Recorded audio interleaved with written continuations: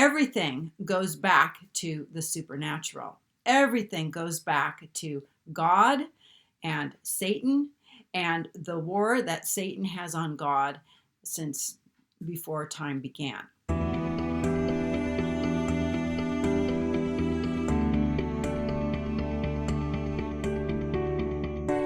As believers, we like to think we're very open to supernatural things, to, the fact that there's Satan and so on. But I was actually raised in a denomination that minimizes the supernatural. And if there were supernatural events that occurred, like healings, for example, or casting out demons, they took place in the first century. And they probably weren't really demons that were being cast out. It probably was just some sort of mental illness that a person had. So all of this stuff has been sort of demystified, and the reality of it has been changed so that we don't even think in terms of a huge spiritual agenda that's at play.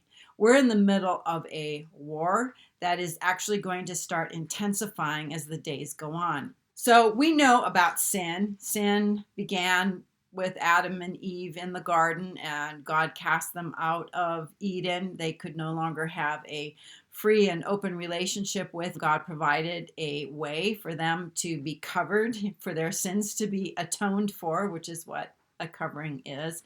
And he has had a relationship with Adam and Eve, and he continued to have relationship with people, Abraham, Isaac, Jacob, the patriarchs, King David, and so on throughout biblical history. Some of the most important Bible stories are the ones in the book of Genesis, specifically the ones pertaining to the fall of man, Genesis chapter 3, the reason why we were created in the first place in Genesis 1, to have dominion over the earth. And one of the biggies, actually there's two big ones. One is Genesis 6, where we read about the fallen angels who are currently bound in chains in Tartarus, in the pit, and they're going to be there until the end times, until the great day, which is the day of the Lord. So we know that they're bound there now. These are the angels who had relations with human women, and these women bore offspring. They're the giants. They're also known as the Nephilim. They infested the land of Canaan, and they basically lived there until David did away with Goliath and Goliath's brothers. And that was the end of the giants being in the land of Canaan, which was a good thing, because you don't want that Nephilim DNA in the offspring of someone who is going to be the Messiah, who is Christ. The incursion of the Watcher angels who created the race of giants continued on after the flood. The reason the flood came was to destroy the Watchers, the sons of God, actually their sons, the Nephilim. Once their bodies died, their spirits became the demons that roam the earth to this day. We're not going to have a return of the demons or a return of the Nephilim. They're already here. The demons are already here. The sons of God who assumed human bodies that weren't actually human because they weren't made from the dust of the ground. And that's sort of a prerequisite. You have to be a dust person. They had all the capabilities of a regular human person, but they weren't a regular human person descended from Adam, made from the dust of the ground. So those entities, they basically lost their bodies, and their spirits went to Tartarus, which is the pit. It's a place where they're being held. It's a prison. It's not the final judgment. The final judgment of the Watcher angels, the angels that we find in Genesis 6, the fallen sons of God, will be during the end times. And in fact, the end times is all about how all the fallen entities are going to be congregated here on earth. And that's what's going to make it one of the worst times ever in human history. So some of the giants continued on, and their skeletons are being dug up, probably to this very day. But all of that knowledge has been suppressed in the past, and it continues to be suppressed, although it's a little hard to suppress it anymore with, YouTube, the internet, and so on, and brave people who are talking about the fact that giants existed. Where did they come from? Well, the Bible tells us it's from the interbreeding of fallen angels, the fallen sons of God, physical relations with women on earth, human women, and then their sons, the Nephilim, became the giants. Okay, so Genesis 6 is one of those very, very important Old Testament passages that people don't teach about. It's not taught in Sunday school, obviously. It's not taught from the pulpit. And any teaching about this that has come through Bible colleges and seminaries in the mainline denominations won't touch this with a 10-foot pole. Okay, they do not address this issue, even though it is one of the main problems that's in our world today. The fact is, our sin nature would not be nearly so enticed were it not for the spirits of the Nephilim who demonically inhabit people on earth right now, and actually may inhabit people who are part of a Nephilim bloodline. Okay, so I'm not going to get into details about that, but what I can say is that the giants are here. The people who are descendants of the Nephilim are here. Demons are here, and demons infest the higher ups that are in the world today, the people who we would refer to maybe as elites or the globalists. They are demonically controlled. So Satan has an agenda, and his agenda is going to culminate in the arrival of his son, the Antichrist, the beast from the sea.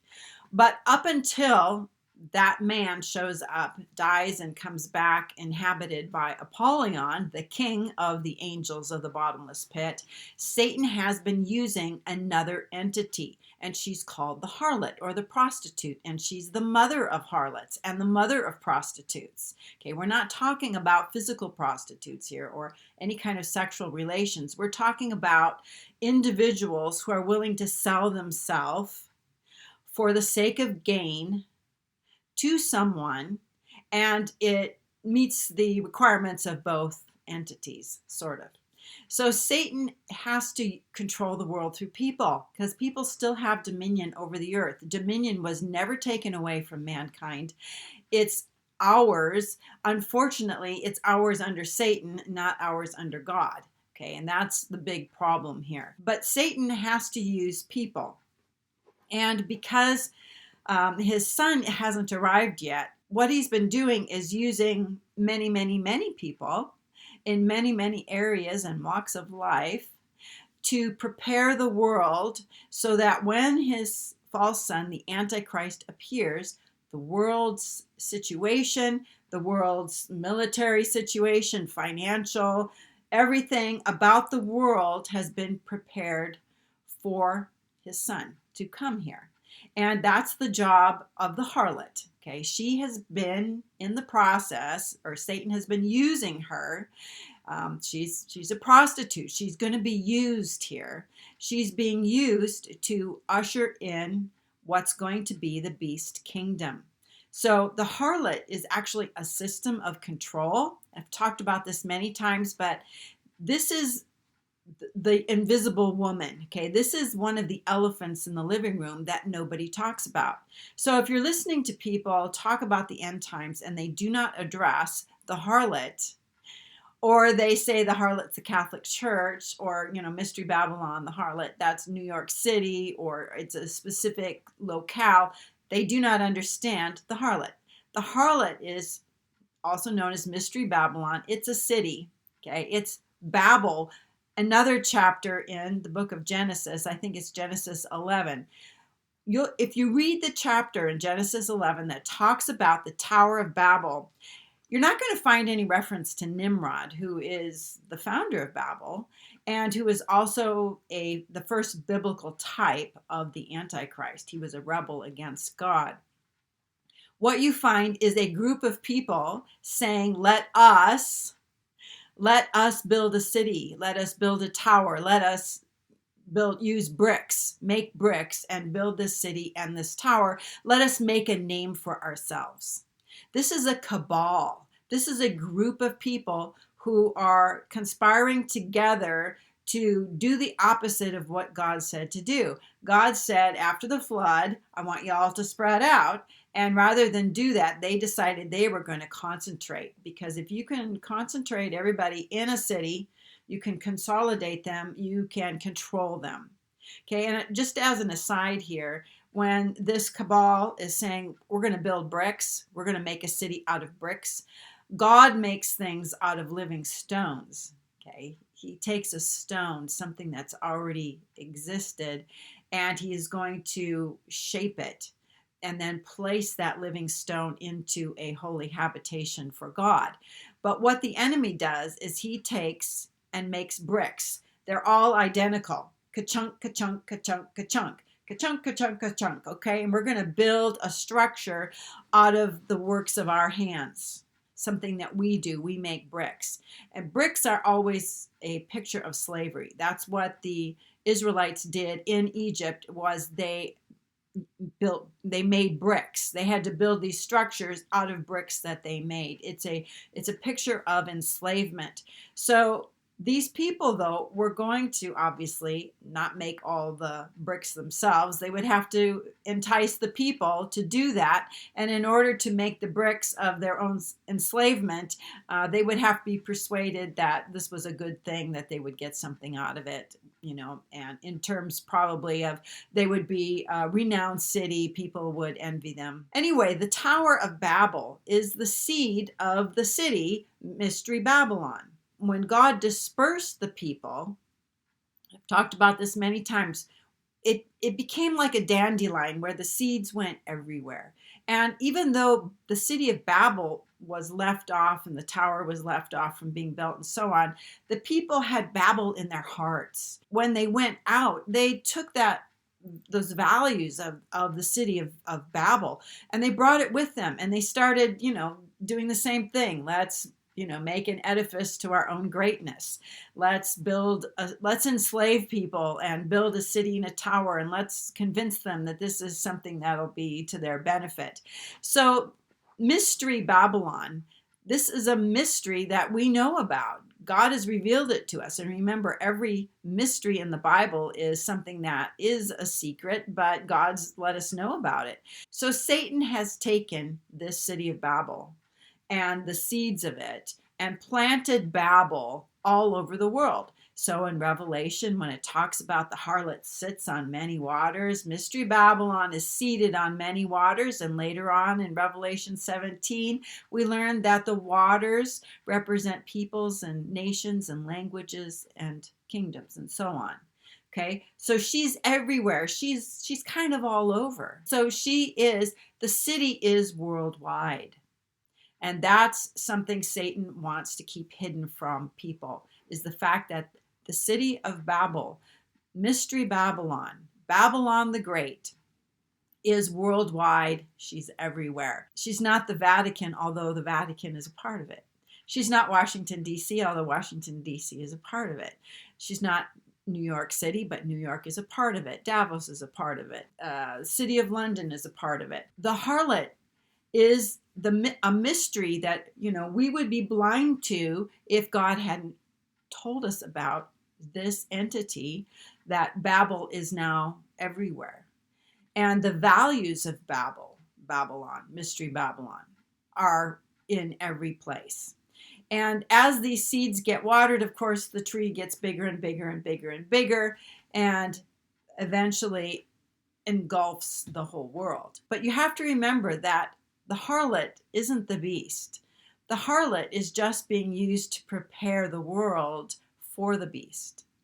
Satan is using the harlot, using the daughters of the harlot to prepare the world's zeitgeist, the world's institutions, the world's everything to be ready, so that when the beast finally comes into fruition, he finally steps into the temple of God, that the harlot isn't necessary anymore, and he will do away with the harlot. That's what's going to happen at the sixth trumpet. That's that hour, day, month, and year when the harlot's destroyed. We read about her destruction in Revelation 18 and in Revelation chapter 9. she is going down. There's going to be some survivors, though. There are going to be people who don't give up their worship of demons and of idols of gold and silver and stone. And they're going to try to resurrect whatever might remain of this harlot system. Okay, so Satan has organized evil. Okay, he's organized it into this harlot system that he's been using behind the scenes for years and years and millennia, actually, thousands of years. And he's been using the unseen world, the unseen realm that we have been talked out of believing in. The fact that there are demons and fallen angels and principalities and archons and powers that are over specific nations, that are over domains, that are over kingdoms, that are over people, that are over certain institutions. The Babylonian system is organized evil, and it's insidious evil. It's compartmentalized evil. So years ago, I watched a video series called Know Your Enemy by the Fuel Project. I recommend everybody watch that series. It's in these little bite-sized videos, and it's extremely enlightening.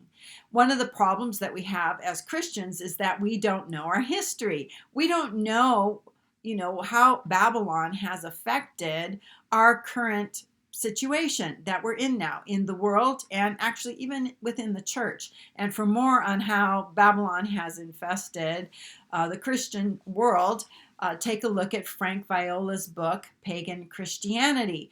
This book is going to it's going to blow your socks off, because you'll see how Satan has taken advantage of what happened in Babel and how it spread, and how he's infiltrated and affected major portions of Christianity, including your church. Okay, it's like almost impossible to be able to see what the harlot has done in mainline denominations and even offshoots of mainline denominations, because he has made this invisible. These are not the droids you're looking for. He has taken the work of the harlot and he has compartmentalized it, and he has Christianized it. He's baptized it. He's made it look good. He's tricked us. He's deceived us into believing things, attributing good things to Babylonian stuff. So I highly recommend the Fuel Project's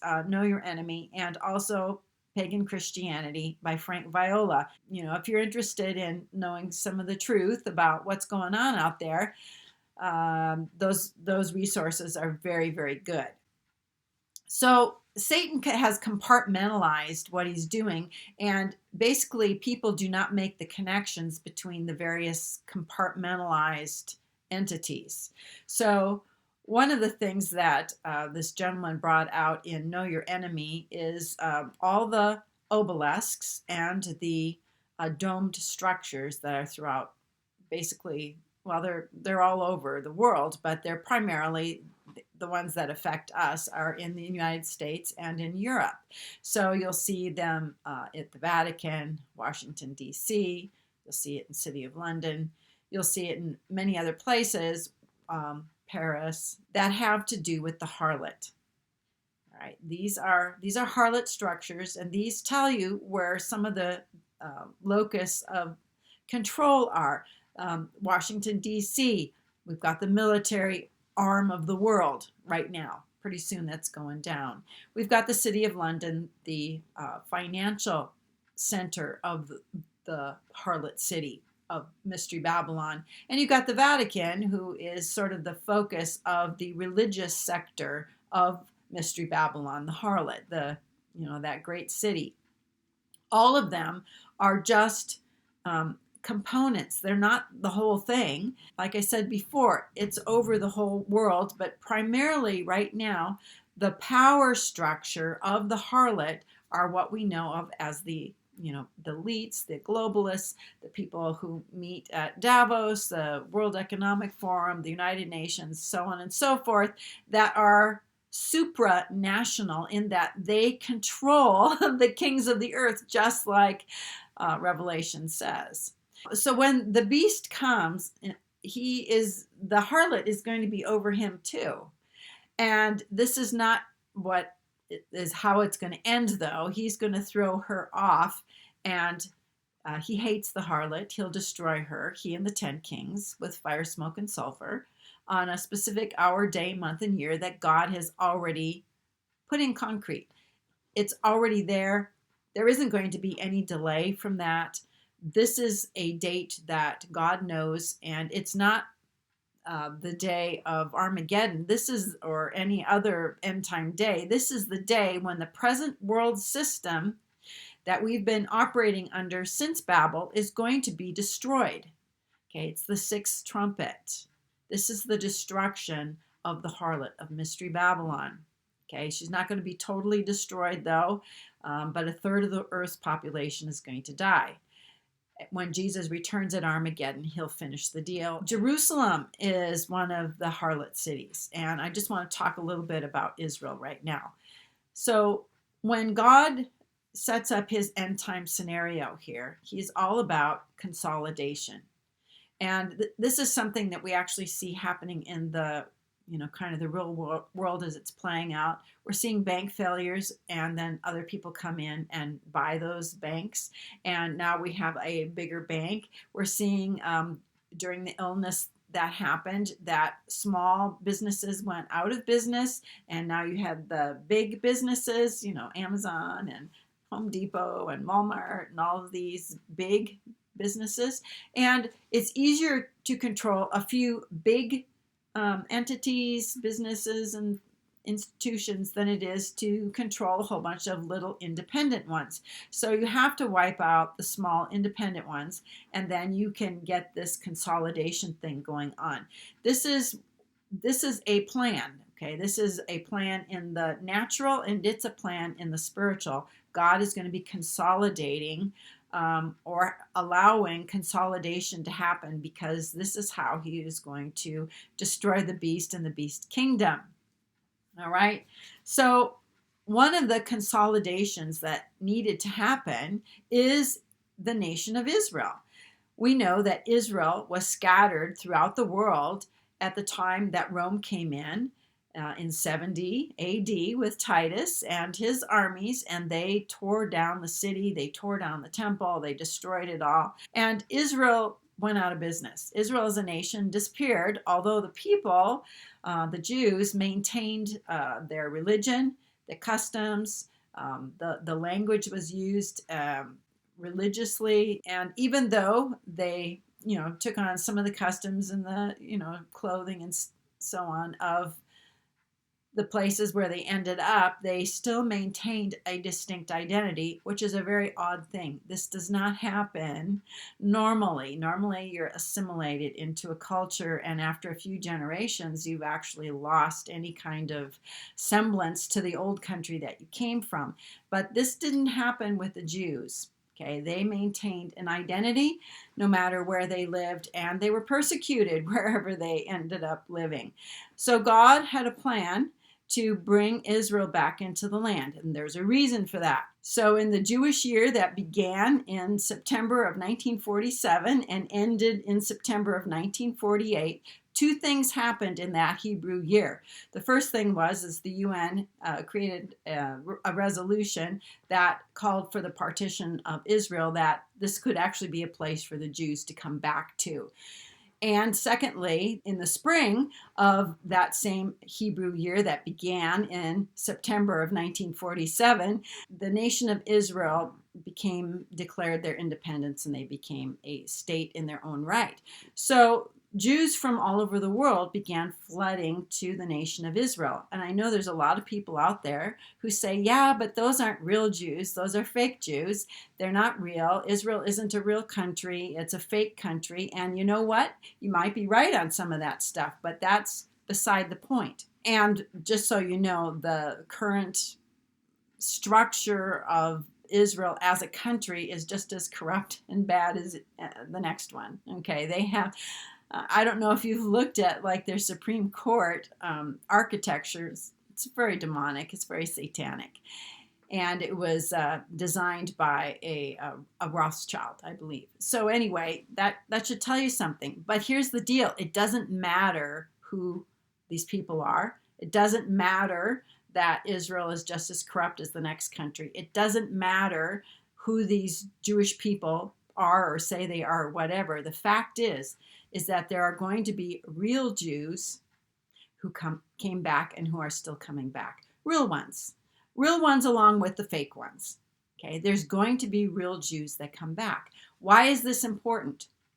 It's important because when the beast begins his reign at the time of the abomination of desolation, there is going to be a remnant of Israel. There's going to be a group of Jews, of Jewish people, of Hebrew people, that Jesus himself is going to usher into the wilderness, to a place that God has prepared for them. This is really important because without Jewish survivors during that last 42-month reign of the beast, if you don't have Jewish survivors, you can't have the fulfillment of the promises that God made to Abraham for land, seed, and blessing.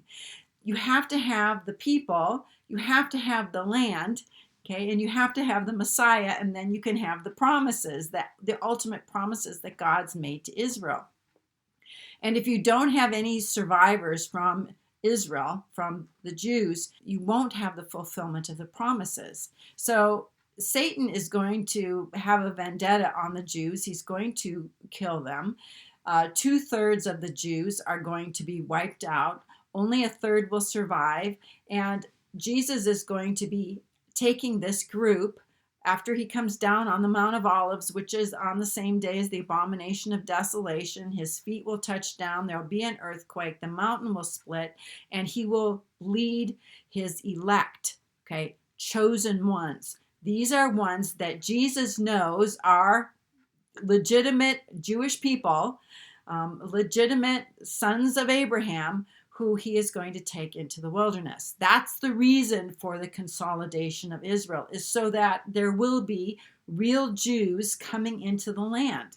Okay, that's the reason for it. So, of course, there's going to be fake Jews and a bunch of weird stuff going on in the land of Israel, because Satan does not want, true Jewish people to show up in Israel to be part of the remnant.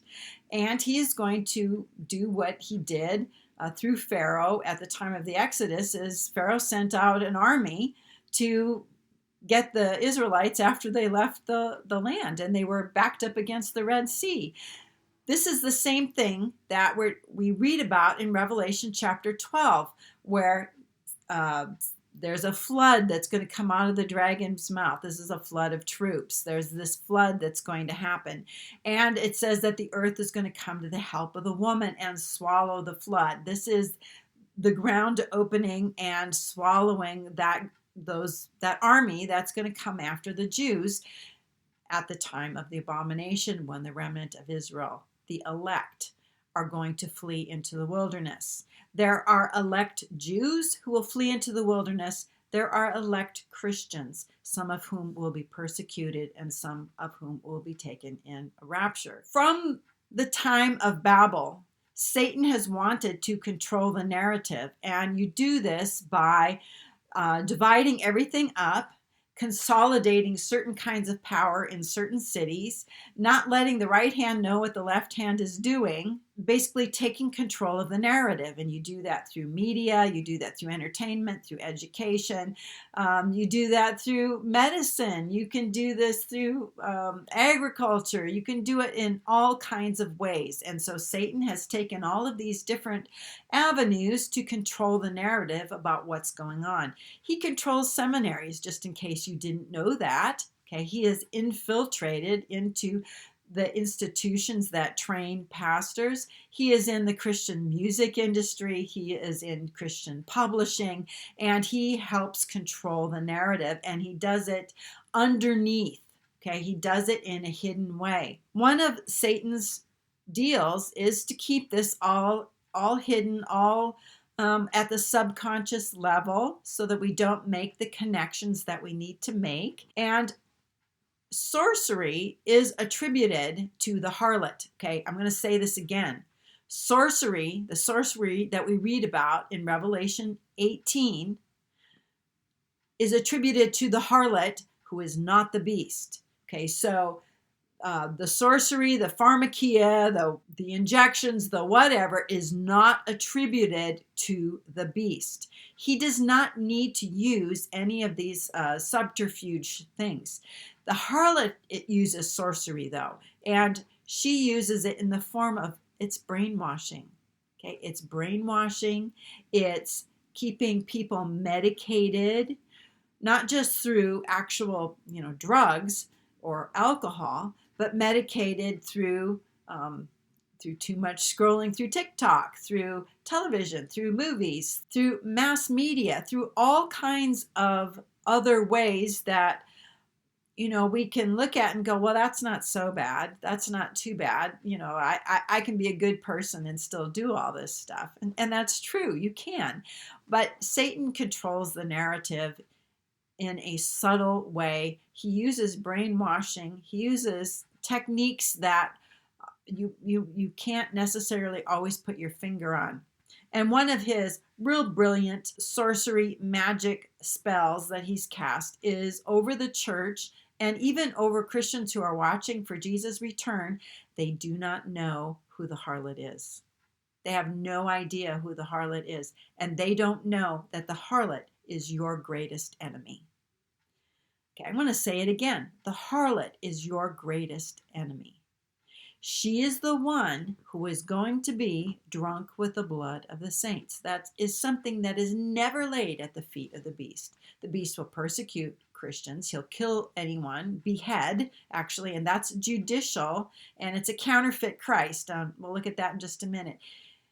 He's going to behead people who won't take the mark or worship the beast or worship the image of the beast. He will not kill anywhere near as many Christians as the harlot will in that 10 days of persecution that she has lined up once the first rapture has taken place and kings and priests are in heaven, and there's new believers and there's people who have backslidden and now they're back on board again, and there's going to be a lot of death that's coming. What Satan doesn't want you to see is that it's the harlot that's going to do that.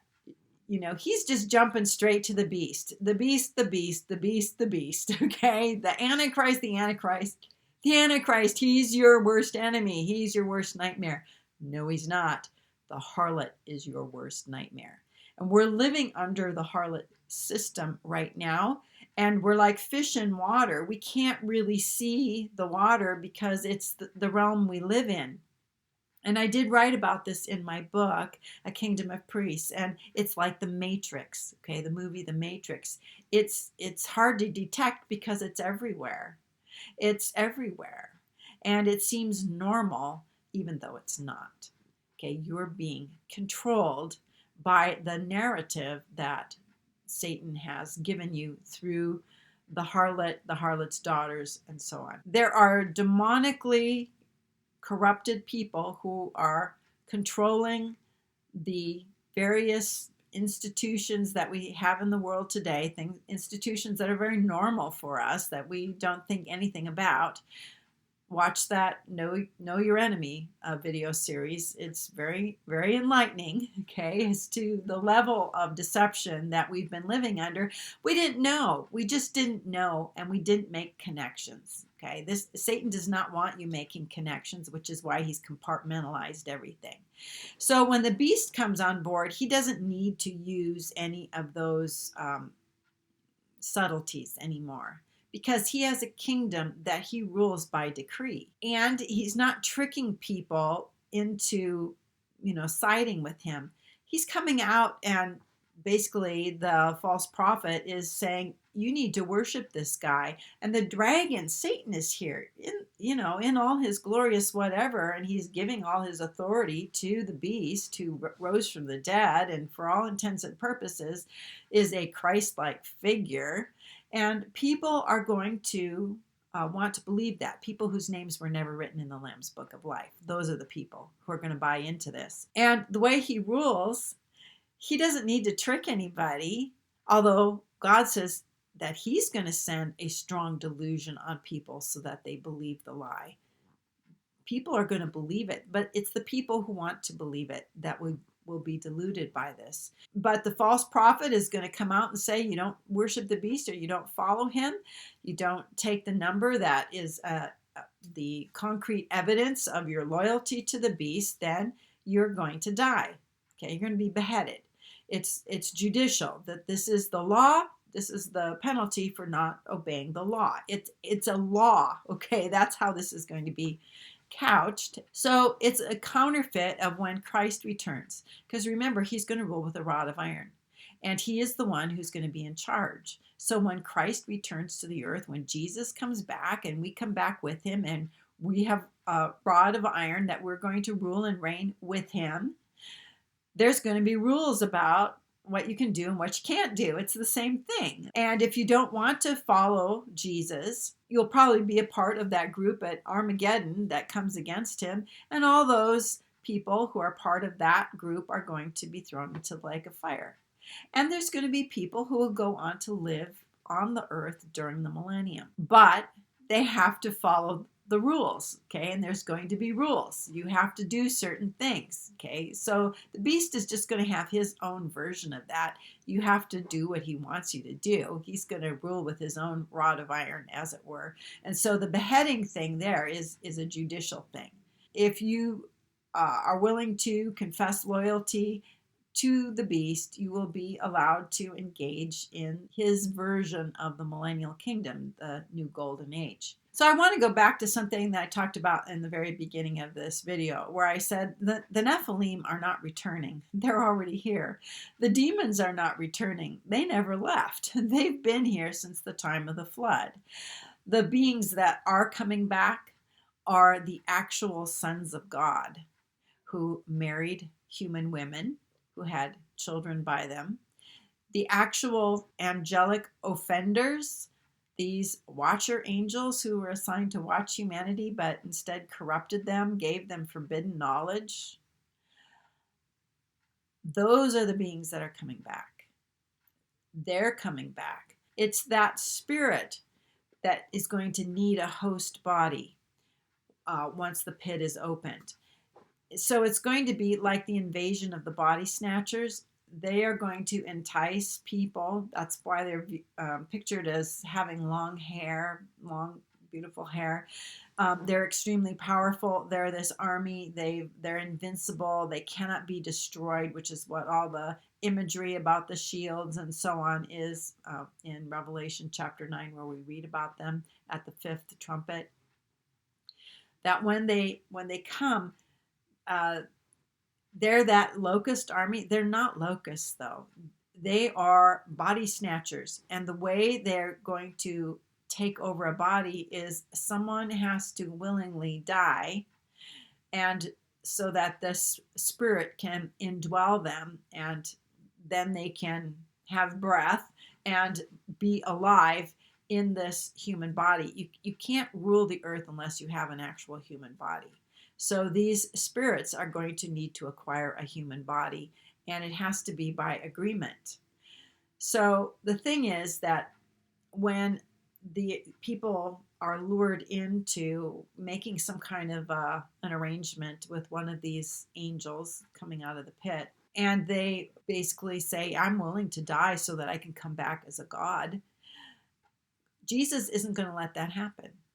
These people are not going to die. They are going to seek death, but they're not going to be able to die.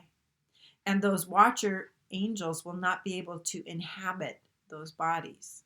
And in fact, those bodies, those people will be in so much torment that this will probably actually lead them to accept Christ. Because people who have the Holy Spirit or have the seal of God are not going to be affected by those watcher angels and their torment. It's not until we have, again, the counterfeit of the beast, who is going to die and who is going to be resurrected. And 3 days later, he is going to be virtually glorified. That's when the dragon will give him the power, the throne, and the authority. And it's at that time, on that day, which is exactly 5 months after the day that commemorates the flood beginning. It's on that day, exactly 150 days later, 5 months later, that now the people who choose to be inhabited by one of these fallen angels will be able to actually die and come back to life with this spirit in the body. Now, whether that soul of that actual person remains in the body, I kind of don't think so. I think what we'll have is actually an invasion of body snatchers, that they are going to create the image of the beast after the beast has been in a counterfeit way glorified. Because remember, when Jesus rose from the dead, he rose in an immortal body. And then he told Mary, don't hold on to me because I need to ascend, but tell the disciples that I'll see them soon, or something to that effect. And then later on that same day that he rose from the dead, because he'd been glorified, he was able to give the Holy Spirit, the promise of the Father, to those apostles in that locked room. So you have this, it's death, burial, resurrection to immortality, and then glorification. And after glorification happens, then you can have others who are made in the image of the one who was basically the first fruits of the resurrection. So in our example, it's Christ, and then we can be made in the image of Christ because we have the indwelling Holy Spirit. For the beast, he's going to die. He's going to, I believe, be killed, but he's going to voluntarily do this, and it will be on Passover. And I think the two witnesses are going to do it, and the beast will have full knowledge that if he comes against them, that they will kill him. And that's what it says in Revelation 11. If anybody would, come against the two witnesses, they have the power to kill that person. And that includes the beast. And I think that they're the ones who are going to do it. And then the beast will be dead, and he will rise on first fruits. And then he will immediately kill the two witnesses. And the two witnesses will lie for 3.5 days. And then they will rise from the dead and ascend into heaven. And it's that same day that the abomination will happen. It's the same day that Satan then will give his power and his throne to the beast, basically imitating glorification.